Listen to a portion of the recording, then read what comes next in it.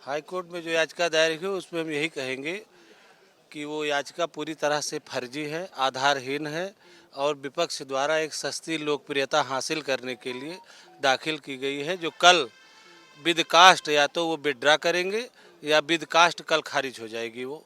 अब अगर अपने कार्यक्रम में अपने घर पर प्रधानमंत्री को बुलाए, राष्ट्रपति को बुलाए और अगर वो वहाँ से शहर स्वीकार करके आते हैं तो इसमें असंवैधानिक क्या है? जन जन की भावना थी कि भगवान राम का मंदिर अयोध्या में बने। इसके तो पहले बहुत नेता कहते थे इनका ये राम जन्मभूमि तो है ही नहीं अयोध्या में। तो इसका जब निराकरण हो गया, इसका शोध हो गया, अदालत ने फैसला दे दिया, तब इसके लिए कोई याचिका अगर उच्च न्यायालय में दाखिल करे तो ये निरर्थक है। आपका क्या नाम है सर? हरिओम दुबे। आप क्या कहेंगे इस मामले में जो हाई कोर्ट में याचिका दायर हुई है? हाई कोर्ट में जो याचिका दायर हुई उसमें हम यही कहेंगे कि वो याचिका पूरी तरह से फर्जी है, आधारहीन है और विपक्ष द्वारा एक सस्ती लोकप्रियता हासिल करने के लिए दाखिल की गई है, जो कल विद कास्ट या तो वो विड्रा करेंगे या विद कास्ट कल खारिज हो जाएगी वो। और बाकी उसको तर्क ये दिया गया है कि प्रधानमंत्री नरेंद्र मोदी और मुख्यमंत्री योगी आदित्यनाथ का जो प्राण प्रतिष्ठा करना है वो असंवैधानिक है। क्या है असंवैधानिक? कैसे असंवैधानिक है? मूल अधिकार में क्या है कि कहीं मूल अधिकार में लिखा है कि किसी व्यक्ति को या किसी आसीन व्यक्ति को, जाति वर्ग के व्यक्ति को किसी चीज़ का उद्घाटन करने का अधिकार नहीं है? वो हमारे देश के प्रधानमंत्री हैं। प्रधानमंत्री देश का मुखिया होता है, उससे बड़ा कौन हो सकता है? और ये हम लोगों के लिए गौरव की बात है कि वो आ रहे हैं हमारी अयोध्या में प्राण प्रतिष्ठा करने के लिए।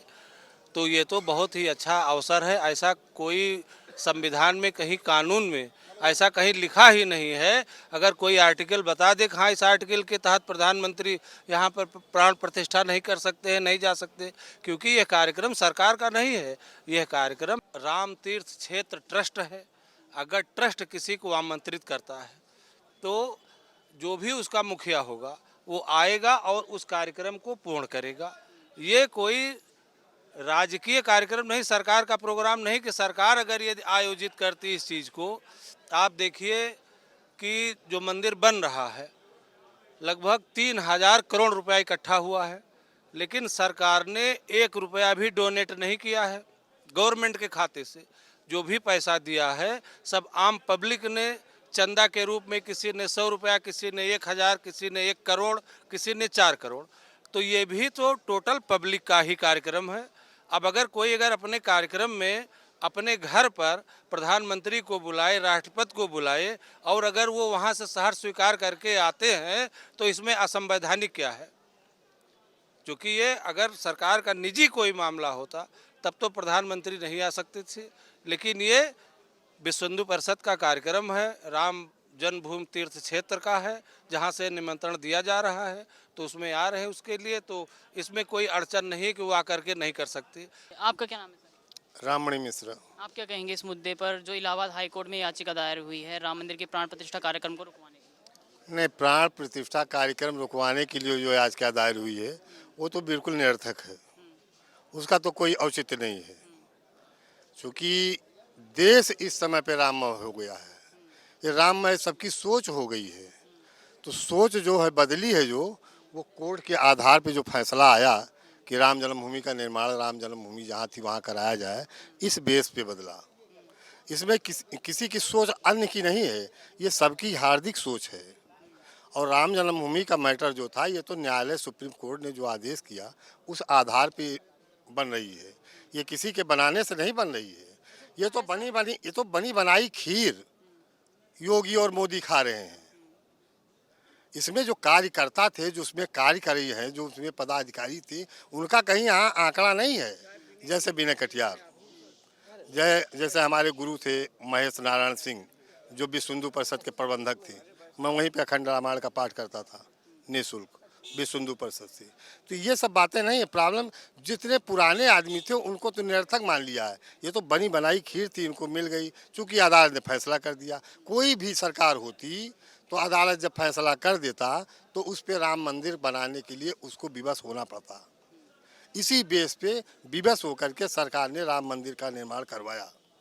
अब राममय हो गई है पूरी अयोध्या, पूरा देश राममय है। आज देखिए दक्षिणी भारत में राममय का नाम से नारा गूंज रहा है, मोदी वहाँ पे उपस्थित है। तो ये सब तो राममय हो गया, सबके बस की बात है। ये सुमिर पवन सुत पावन नामू, अपने बस कर राखे रामू। भगवान राम ने आपको भी अपने बस में कर लिया है, जो आप इसको लेकर के घूम रहे हैं और सोचते हैं कहीं से बढ़िया मैटर हमको मिल जाता। ये पूरा देश हो गया है, देश की वजह से ऐसा प्रभाव है। जन जन की भावना थी कि भगवान राम का मंदिर अयोध्या में बने, और अयोध्या में जब नहीं बनेगा तो कहाँ बनेगा। इसके तो पहले बहुत नेता कहते थे इनका राम जन्मभूमि तो है ही नहीं अयोध्या में। तो इसका जब निराकरण हो गया, इसका शोध हो गया, अदालत ने फैसला दे दिया, तब इसके लिए कोई याचिका अगर उच्च न्यायालय में दाखिल करे तो ये निरर्थक है। इसमें हाई कोर्ट में जो दलील दी गई है, ये दी गई है एक कि आधे अधूरे मंदिर में प्राण प्रतिष्ठा करना उचित नहीं है। आधे अधूरे में नहीं हो रही है। भगवान राम जन्मभूमि जहाँ पे थी, जिस जगह पे थी, उस जगह पे राम जन्मभूमि का मंदिर बनाया जा रहा है। और कहीं भी आप जाइए, मंदिर परिसर देखिए, अभी रघुनाथ मंदिर देखिए जम्मू में बना हुआ है, चारों तरफ अनेक मंदिर बने हुए हैं, लेकिन मेन मंदिर बीच में बना हुआ है। वो ये मंदिर जो बना है उसी स्थली पे बना हुआ है, जिस स्थली पे भगवान राम का जन्म हुआ था। ये विक्रमादित्य के पीरियड में, जब विक्रमादित्य इसको बसाए थे, उस पीरियड में राम जन्मभूमि जब निर्माण हुआ था, तो उस समय कोई एक बताते हैं लोग, किंवदंती है, हम तो वहाँ रहते थे तो जानते हैं कि कोई गाय छोड़ दिया था। वो गाय वहाँ से सरजू जल से चली जब, तो जिस जगह पे बताया था किसी संत ऋषि ने कि जिस जगह पे उस स्तन से दूध गिर जाएगा वही राम जन्मभूमि है। तो उसी स्थान पे ये दूध गाय के थन से गिरा, तो वो राम जन्मभूमि मान ली गई। मानना ही सभी लोग जानते हैं, हम भी वही मानते हैं।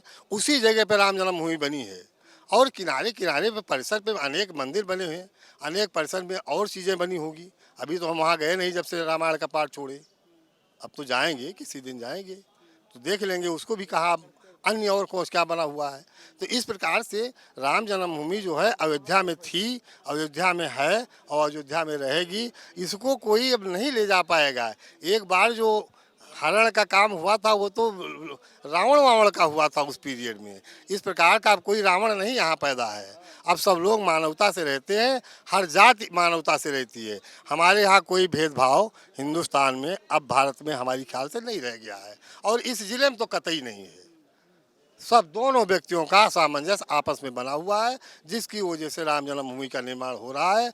और बाबरी मस्जिद जिसका नाम लेकर के लोग चले गए, उसके लिए ज़मीन दी गई है। अगर वो चाहे तो वहाँ पे अपना बढ़िया बनावें, अगर बनाएंगे तो कुछ सहयोग मिलेगा उनको। ऐसा नहीं है, वो भी देश दुनिया में विख्यात होगी कि कोई मस्जिद वहाँ थी, लेकिन वहाँ थी, अब नहीं है। मामला क्या है कि ये मंदिर जो बन रहा है, ये कोई नया स्थापित मंदिर नहीं है। ऐसा नहीं है कि अधूरा है, पहले से मंदिर स्थापित है, केवल इसका जिस तरह से जीर्णोद्धार हो रहा है फैसले के बाद। तो जब नया कंस्ट्रक्शन नहीं माना जा सकता इसको, तो अपूर्ण की कोई बात ही नहीं है। दूसरी चीज़, मंदिर रामानंद संप्रदाय का है, रामानंदाचार्य विधि से ही उसको स्थापित किया जा रहा है। तो शंकराचार्य इसमें क्या मत देंगे? 3 संप्रदाय होता है, रामानंदा संप्रदाय, वल्लभाचार्य संप्रदाय, शंकराचार्य संप्रदाय। तो ये रामानंद संप्रदाय का मामला है, तो शंकराचार्य उसमें टीका टिप्पणी करके क्या करेंगे, और नया निर्माण है नहीं, तो अधूरा और पूर्ण ये सब बात बेकार है।